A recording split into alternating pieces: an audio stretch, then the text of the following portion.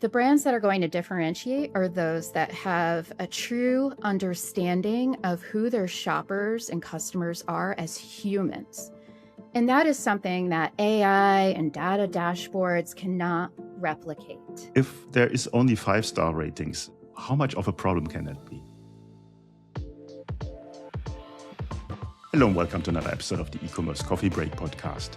E-commerce brands have more data than ever. You can see where shoppers click, where they leave, and what they buy. And you can see your star ratings. But here's the problem. Your data tells you what's happening. It doesn't tell you why. Why did shoppers leave? What frustrated them? And where in the customer journey did things break? That's what we're going to explore today. I'm joined by Cheryl Zajac. She is the VP of Client Insights at Bizrate Insights. Cheryl is a voice of customer expert who helps retailers turn shopping feedback into practical strategies that improve the customer experience, conversions, and loyalty. Cheryl, great to have you on the show. Thank you so much. I'm happy to be here. Let's jump right in. Most brands know their star ratings. Why isn't that enough to understand the customer experience? Yeah, a number really is just a number. An average doesn't tell a brand why shoppers abandon a website, why they hesitate at checkout, why they might distrust a delivery promise or complain after fulfillment or fail to buy again. It's truly just a number. So we at Bizrate Insights, we help brands move beyond that simple star rating to truly understand why. Why did your customer not buy? And we help turn any of those comments or that star rating into here's what to fix first, not just a score. Mm-hmm. Now, a website that only have 5-star ratings is sort of raising questions already. It's like, because does that really happen in real life? So if there is only 5-star ratings, how much of a problem can that be? A lot, because it could hide a lot more than it shows, right? A 5-star rating, to a consumer means everything's great. But then also that's highly suspicious because we know in real life, that's not the way things work. There's always opportunity for improvement, right? And that's why we need to go beyond just a star rating or, a seller rating. Those it really averages and can really quietly cost you customers if you're hanging your hat on, hey, we have 5 stars, everything is great. Well, not so. Okay, now let's try to find out what a customer can tell you, what analytics won't tell you. How do we go about this? So when you think about a star rating or a seller rating, that's really a lagging average signal. It can't tell you what about those who are unhappy. So to truly get a holistic understanding of who your customer is, you need to also talk to those who aren't buying. So having that full journey understanding. And that's why at Bizrate Insights, we provide surveys across the journey. Pre-purchase, when people are coming to your website, why are they coming to your site? Are they coming to buy? And this is really important because you could leave so much knowledge on the table if you're just capturing feedback from those who are buying from you. 98% of people are coming to your website and not buying. So you're only having that knowledge of 2% of your traffic if you're hanging your hat on just what your buyers are talking about. What about those who aren't buying? Why aren't they buying? And maybe it's not as simple as, oh, they didn't buy because it has something to do with the experience. What if they weren't in the mindset to buy? What if they weren't coming to your website to buy in the first place? But you don't know without asking. Mm-hmm. Now, the asking part, I think that's the most difficult part. Obviously, if somebody buys from you, they're already a fan of you. They bought something, they got something delivered. So that's a sort of an easy ask. Not that easy, but still an easier ask than from somebody who does not buy from you. What kind of strategies do you have? And how do you find these people who do not buy from you? They're coming to your website. So if the large majority are not buying from you, what are they doing when they come to your site? So we offer pre-purchase, post-purchase, and post-delivery surveys for our clients. So that pre-purchase journey is really important. And that's where you're going to capture feedback from that 98% of site visitors who are coming to your site but bailing.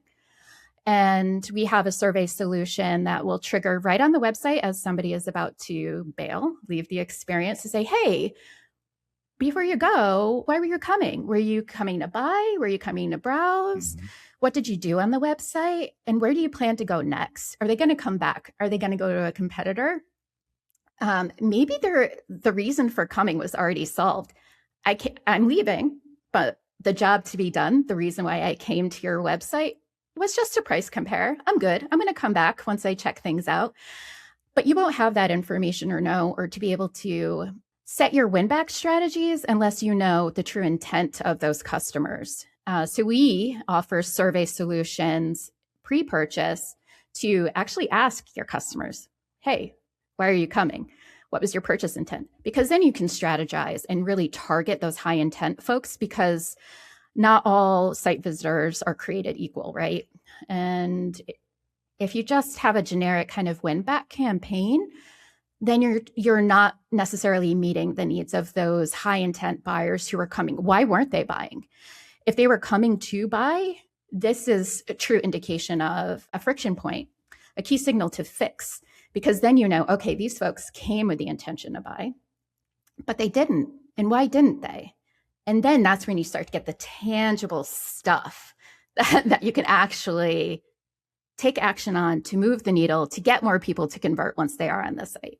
Because to your point, Klaus, you said like, yeah, buyers, it's almost like they're going to be happy. They did buy. You're riding that buyer's high. So when you talk about star ratings and you have all of those fives, well, yeah, they bought from you. But what about those who didn't buy? What happened after they actually got their purchase too? When you think about loyalty and retention, and what does that look like? So if you're just capturing at time of sale, you're really missing a large majority of your audience, your potential buyers, as well as an opportunity for retention after the sale. Mm-hmm. Now, at Bizrate Insights, you obviously have access to massive data. And I think the art of asking the right question makes the difference there, because you can have like yes, no question, multiple choice question, and they imply the answer already. So what's a strategy to get the real information from the customer and not something that you sort of serve them? Yeah, yes, no questions. You can't really do much with that, yes or no. Plus, it's also this say-do gap, because we know people are completely irrational. We as humans, we say one thing, we do another. That's just who we are. So having that full journey, holistic view kind of helps break down this say-do gap, because you can have the data behind it to truly validate the difference between what people say they're going to do and then what they actually do. But you won't be able to even have that level of understanding if you're not asking the right questions in the first place, to your point. So there is an art and a science to it. And we've been in business for over 25 years. So we've done the hard work of actually testing which questions give us really meaningful information. And it's not just asking people, hey, are you going to come back? It's asking them, where are you going to go and why? What would have actually gotten you to buy? So it's not simply saying, hey, did you have a good experience? Was everything great? Yes, it was great. No, specifically, why didn't you buy? Was it price? Are you cost comparing? Were you able to find what you were looking for? And then why did you come? Was it a discount? Was it a word of mouth opportunity? Because then you could start to say, okay, what's actually bringing people to my site? How are my marketing efforts actually working? In order to craft the right question, you need to evaluate that against what your business objectives are. So while we've tested the right questions to ask, and we have a standard template of questions that we do ask, which also allows merchants the opportunity to benchmark, like what does good actually look like? How are others in the similar category? How are their customers answering? Because you don't know if an average of 9.3 is good or bad. So not only do we have tested questions, we have benchmarks to add that context, but we also offer the opportunity to ask custom questions. So not all categories are created equal.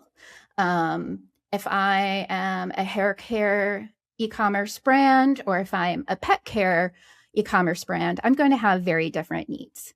And we understand that as a business. So I lead insights. And when you work with us, we have custom questions to meet your needs, but also you get experts like myself to say, well, here's how we can ask the question objectively and get you what you need so you can take action on it. So I will never say a yes, no question. I will craft questions to make sure you're getting actual meaningful information rather than just a data point, because I can't do anything with a data point.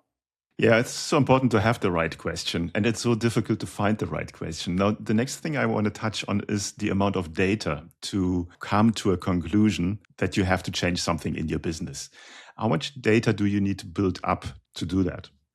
Surprisingly, you don't need a ton. And why this is really important is because I think some smaller brands might shy away from voice of the customer solutions because they might not, it might feel daunting or overwhelming or unattainable because you think, wow, how much money is this going to cost? I don't even know if my client base is large enough at this point. Let's say you're a startup. It doesn't matter. Start collecting. Any type of information is going to be helpful. We help folks, especially smaller brands, collect data very quickly because we're capturing in the moment real-time feedback from verified humans. It's not like you are asking for a review from anyone out in the world. You have to worry about people stuffing the ballot. Any feedback is helpful. Now, to your point about statistical significance, I would say 100 to 150 responses on a monthly level is really great. We actually have the highest response rates in the industry right now.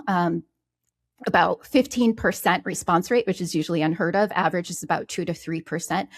And again, it's because our surveys are tested. We've spent years of making sure we're asking the right questions, that they're short and also relevant for the shopper at the point in the journey that they're at. So we've talked about pre-purchase. Are you asking the right questions? Are you considering the shopper's mindset and where they are in their shopping journey?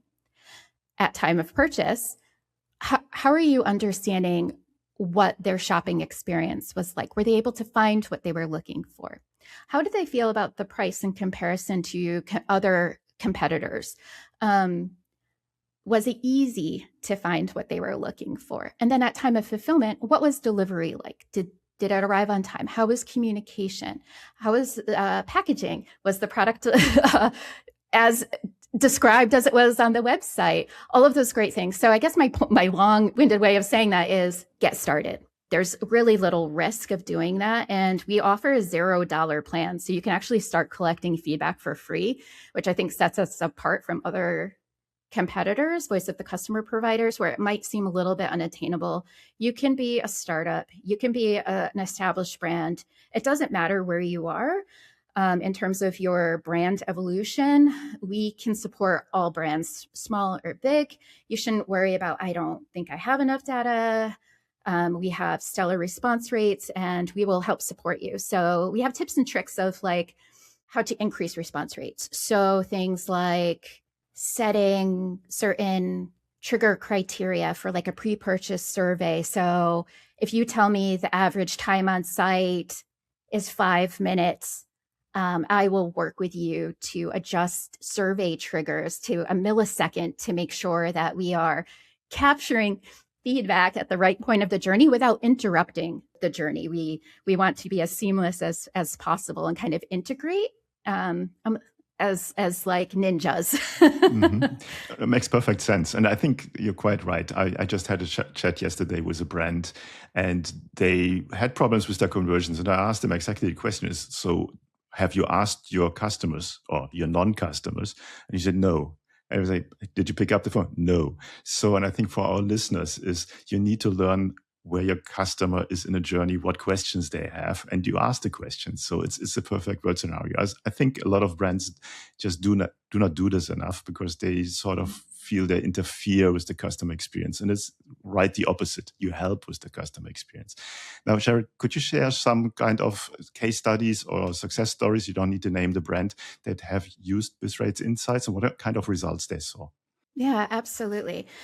I'm drawn to a particular story about a consumer electronics brand that we work with, and They were actually one of our longest clients. They've been a client of ours for over 20 years. And they started to see something interesting in their data where they saw a spike in return intent right before return window was closing. And just looking at the data, it made it seem like it was a product issue because you're seeing a spike in returns for a particular product kind of category. And it's happening almost right at the last minute of the return window. So immediately the brand is like, oh, this is a product opportunity. This is a product issue. Like, what is wrong with this product? After digging into the customer comments through the surveys that this brand has with us, we started to hear customers describe things like, I wasn't really confident that I was installing this equipment in my automobile, the stereo equipment, correctly. I'm a little nervous. It seems complicated. So that was the kind of feedback that was coming through. Nothing about, hey, this speaker wasn't working. I was missing a wiring harness. None of that stuff as if product was defective. It was a confidence issue. Customers didn't feel confident installing the equipment in their automobiles. So this is really about an opportunity to clarify their installation instructions.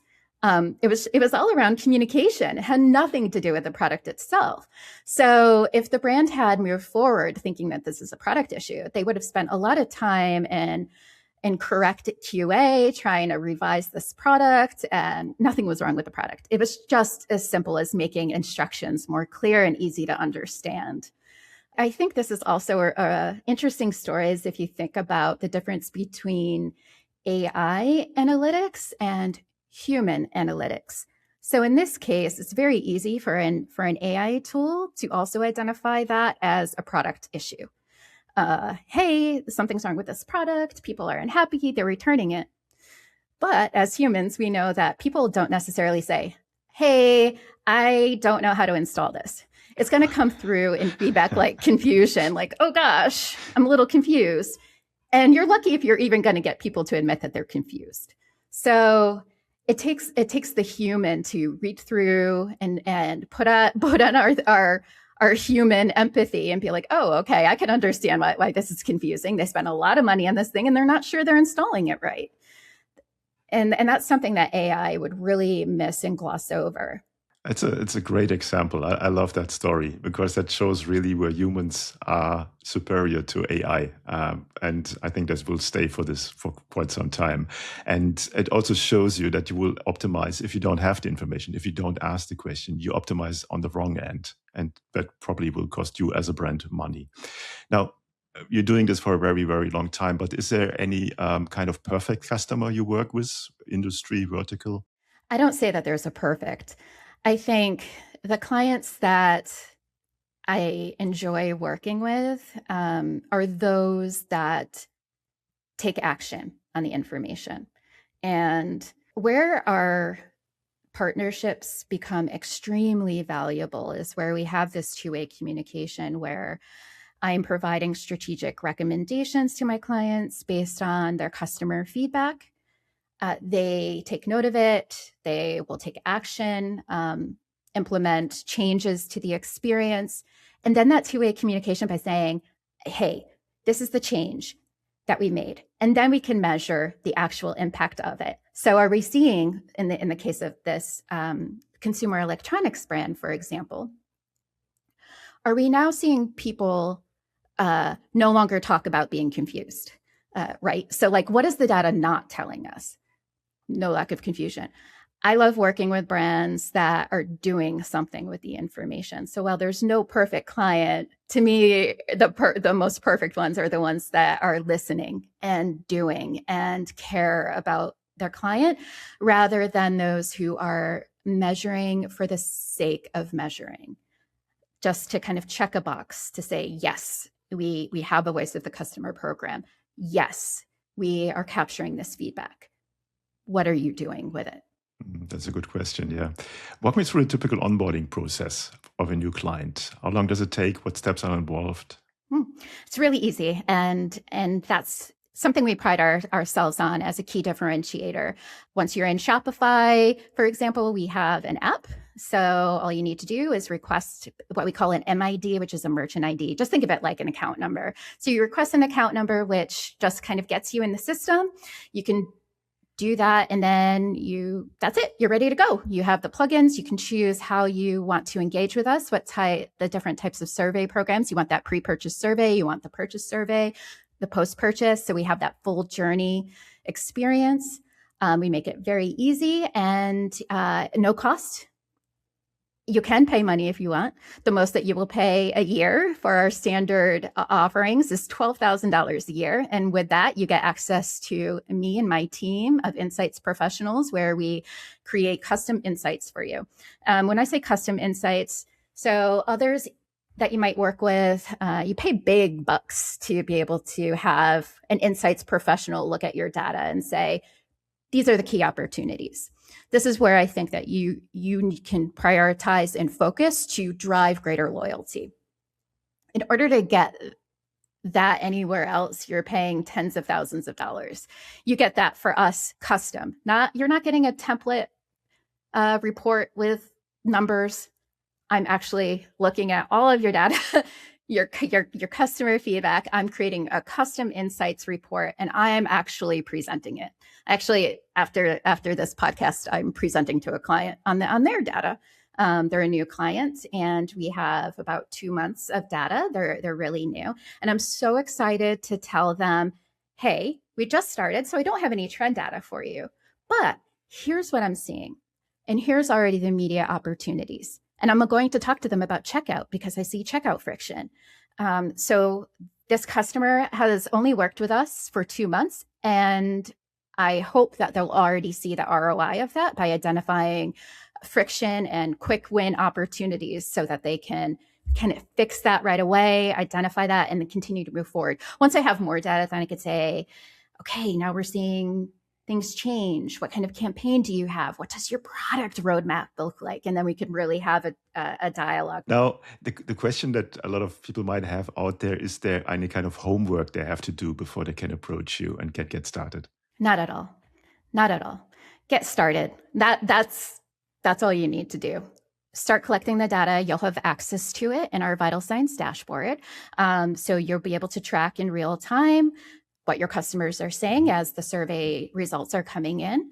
We also have account managers. So you're never just kind of signing up with us and then left on your own and to the wolves. Of course, if you are one of those that doesn't want to talk to a human, cool. You don't have to deal with us. But our account managers are there. And when I say account managers, a lot of people might think, oh gosh, so you're going to assign me somebody and then the next month is going to change. And then the month after that, it's going to be a new account manager. And the month after, because I've been there, I have worked at companies and hired voice of the customer companies like ours. I've had many different account managers. We understand your business. We are there for you. I've been at the company for over 2 years. I've been working on the same client accounts those whole 2 years. I can tell them what happened in 2024 data all the way to now. We have dedicated humans, and that's really what's differentiating. So you never have to worry. There's no homework. Sign up, get started, start collecting data, risk-free, zero cost. If you don't like it, take it down. If you're not getting anything from it, that's okay. I think it's so important to have someone who looks at your business and on what you're doing, and having a fresh set of eyes and giving you feedback, and a very qualified feedback, specifically when it comes to questions, and find out what's happening in your business. And I think it's so valuable. I'm in business for a long time. I still have people looking at my business because exactly of that reason. Now, before our coffee break comes to an end today, is there anything you want to share with our listeners that we haven't covered yet? I will say that I keep coming back to this kind of state of the world we're in with AI. And my advice for brands, no matter the size, is AI is not going away. It's going to continue to accelerate. All brands have access to the same AI tools. Mm-hmm. There's also no shortage of data. That's not going away either. The brands that are going to differentiate are those that have a true understanding of who their shoppers and customers are as humans. And that is something that AI and data dashboards cannot replicate. So I will say, in this age of constant transformation, inundation of information, I think it's really important to take a step back and recognize that your core differentiator is your understanding of your customers as humans. And it takes humans to understand other humans. Yeah, I couldn't agree more. I think we're coming, even after like 3-4 years of AI, full circle in many aspects where people really see the quality of working with a human, as fascinating as AI is. But there is just a couple of qualities that AI cannot cover yet. And I think that's why it's so important that people like you help brands to grow. Where can listeners go and find out more about you guys? Yes, please go to our website at bizrateinsights.com. Cool. I will put the links in the show notes as always, and you're just one click away. Cheryl, thanks so much for giving us an overview on how the right questions can grow your business. And I hope a lot of listeners will reach out to you. Thanks so much. Thank you.